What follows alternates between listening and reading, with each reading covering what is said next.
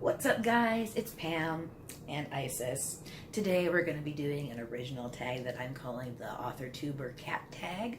So let's get started.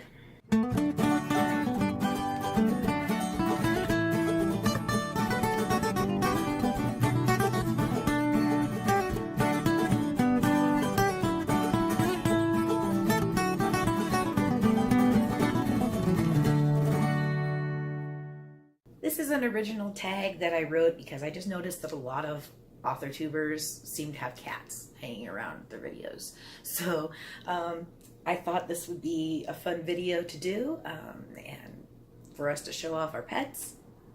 I'm going to be tagging Julian Greystoke and Cam from Wolfshot Publishing because I know they both have cats, and anyone else who happens to have a cat and is an author-tuber and wants to do this tag. Consider yourself tagged. Question number 1. How many cats do you have? I have 3 cats. Question number 2. What are their names, and provide pictures? My cats, in order of oldest to youngest, are Nephthys, Isis, and Sophie.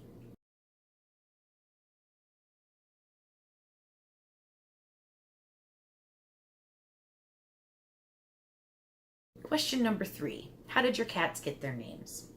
So Nephthys got her name because my roommate, that was the condition that he gave for letting me have a cat in his house, was that he get to name her. He named her for the Egyptian funerary goddess Nephthys. And then the second cat that I have is Isis, and I named her Isis because in Egyptian mythology, Isis is Nephthys' sister. So it's kind of like I have sister kitties. They're both black and white. They're both, you know, Egyptian names, sisters, goddesses. It made sense. Then, of course, you had ISIS, the terrorist group that came out right after she was born, and so I was kind of ticked that they decided to attach that name to a terrorist organization when that was the name of my really great cat, but what are you gonna do? And my last kitty is Sophie, and she's significantly younger than Isis and Nephthys. So by the time I got her, I didn't really want to have another Egyptian named kitty, and I just really liked the name Sophie, so I named her Sophie. Number 4, how did you get each of your cats? I got Nephthys when I was running a paper route when I was living in California, and she came up to me when I was throwing papers and followed me back to my car and got in my car and wouldn't leave. So I brought her home. And then my roommate was like, I was like, can I keep a cat in your house? And he was like, well, if I get to name her. So Isis, I got her. One of my friends rescued her from the mouth of a dog, and the dog was attacking her, and my friend went up with a broom and fought the dog off, grabbed Isis, and then called me and said, hey, I know you're looking for another cat for Nephthys for company, so do you want this kitten? And I was like, sure. So that's how I got Isis. And then Sophie, about, I don't know, 6 years ago or whatever, one of my friend's cats had kittens, and I was like, well, I could have another cat. So I got Sophie. Question number 5. How old is each one? Nephthys is 14, Isis is 12, and Sophie is 6. Question number 6. Do your cats appear in your videos, or do you edit them out? They appear all the time.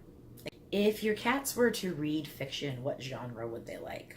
I think that Nephthys would like a hunting genre because she loves hunting things. She's like this master hunter. I think Isis would like some leisure reading because she's all about lounging.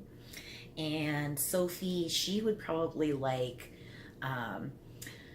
literature about being camouflage because she is always scared and is always hiding from everything. So she's the scaredy cat of the group. Question number 8. What is your cat's favorite food? All of my cats are kind of weird in that they don't really seem to like a whole lot of wet food and other food besides kibble. They really seem to like having their kibble, and I've tried doing things like feeding them wet food for several days, and they just tend to, after a while, they just tend to stop eating it, and they just kind of look at me like, can I get some kibble, please? Can Can you do that for me, please? So, yeah, they don't tend to like a lot of things. And then Sophie, for her first 5 years of life, would not touch anything except kibble, because when she had surgery to be spayed, she took up residence under my kitchen sink. And I would have had to like reach under and drag her out of under the sink in order to give her pain meds. And I was like, that I can tell that's hurting her. And I don't want to hurt her. I don't want to take the chance of ripping her stitches or something like that.